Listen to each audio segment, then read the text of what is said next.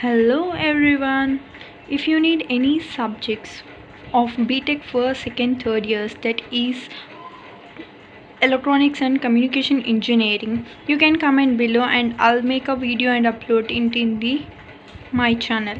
So today we will discuss about the topic purpose of embedded system.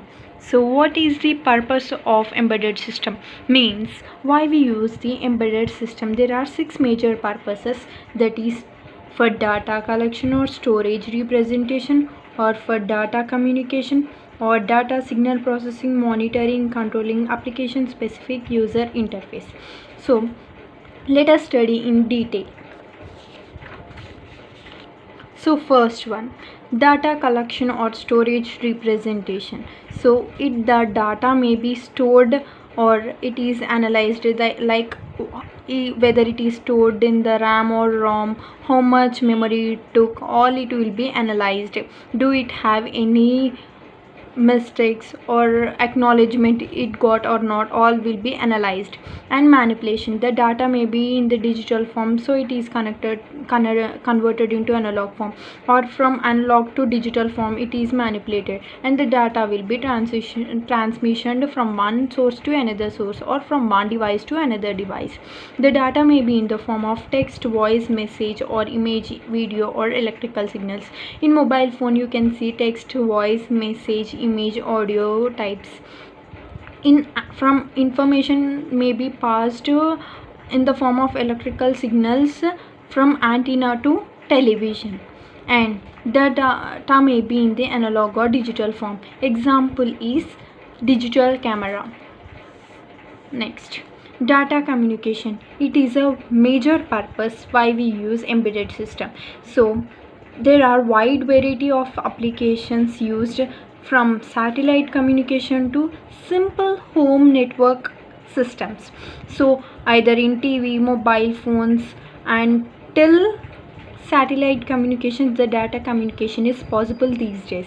So the data may be in analog form or digital form, and the examples are routers, switches, hubs. Switches may be used in the household appliances, like using for power supply, and routers may be used for the wireless connection, that is Wi-Fi.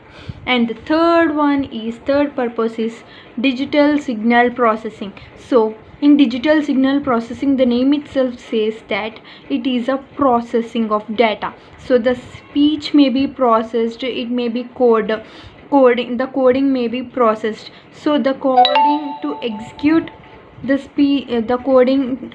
execution process is known as the coding process, and it may be used for the synthesis or audio or video coding or transmission of data takes place. So after capturing it stores the video or audio, so this process is known as digital data signal processing. And it is example, that is digital hearing aid is one of the example for data signal processing. And when we come to monitoring, so it is one of the purpose, but when the embedded system uses as a monitoring, then it won't work as a controlling process. When the embedded system will work as a control device, it won't work as a monitoring device. So these two are independent. So when we come for monitoring, so some variables, to determine some variables, the input, to determine them, sensors will be used as the input devices, such as in the previous classes I have explained that the basic structure of embedded system, right? So in that we will use the input sensor, there we will use the example of temperature sensor, so the temperature sensor is acted as a variable. So to determine the temperature, that variable, we will use temperature sensors. So also it is used as a medical application. So monitoring like monitoring heart rate and monitoring the output of voltage, frequency, and amplitude and time in the digital CRO takes place. And on coming to control purpose, So you can see in the control variables sensors and actuators contains in it. So sensors are the always input devices and actuators are always output devices. So it makes the control. Suppose we will take the example AC, that is air conditioner. So to maintain a room temperature, it may be 27 degrees Celsius or 30 degrees Celsius, anything, so we can adjust them. So it means adjusting means we have a control over it. So this is the control process.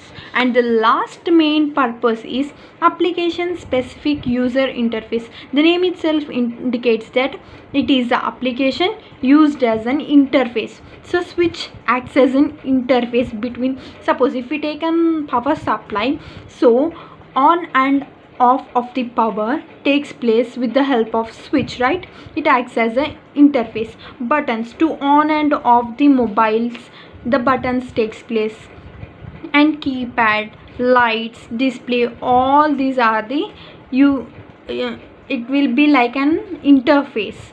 So examples are mobile phones. So each and every app, to open it, the display is needed, right? So it acts as an application specific user interface. Completed. And for more updates, subscribe my channel. Thank you.